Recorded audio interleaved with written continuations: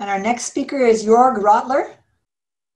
Okay, hello everybody. I think you can see me. So my name is Joerg Rottler. I'm a computational materials physicist. I'm also a member of the Quantum Matter Institute. And in my group, we're interested in understanding the atomistic origins and mechanisms that underpin macroscopic material behavior.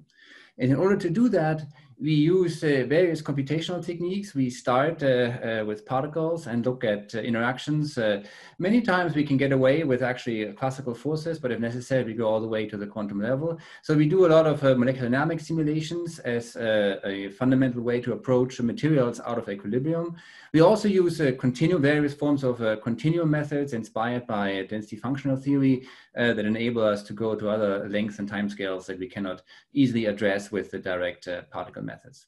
So I put a few things up here on the slide to give you a flavor of some of the different projects, materials we're looking at in my group. In the upper left corner, you see some pictures about the mechanical solicitation of disordered solids, amorphous metals, for instance. These are materials that when flowing at low temperature do not flow homogeneously or smoothly, but in this very jerky stick-slit-like fashion. There's a lot of very interesting statistical physics behind this sort of intermittent response of the material to external drive. And what we are trying to do is to understand what happens at the atomistic level, what are the elementary plastic processes that dissipate energy at the local scale and that give rise to this collective phenomena that you see in the graph on the right-hand side. Then again, in the big box on the right-hand side, you now see a different form of dissipation, the thermal transport of heat through different forms of solids. On the one side, we're interested in nanostructures like these carbon nanotubes.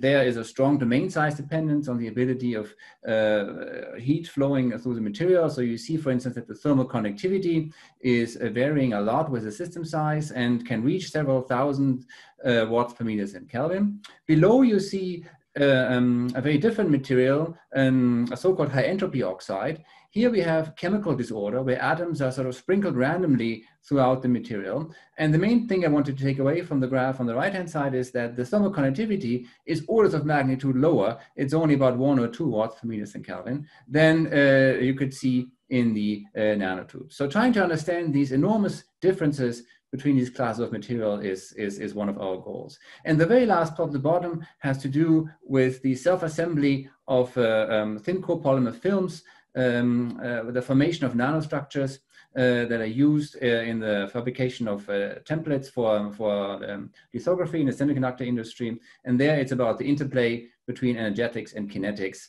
that gives rise to the various structures. So any of these things are of interest to you, drop me a line. Thank you very much.